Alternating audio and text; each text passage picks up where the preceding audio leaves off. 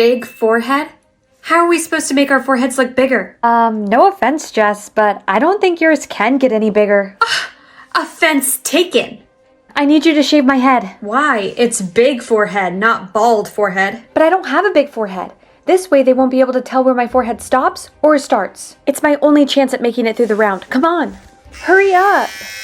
I can't do it. Your hair's too pretty. I'm not taking any chances. Do it. Is there anyone in there? If so, come out for your beauty standard check. Do it now.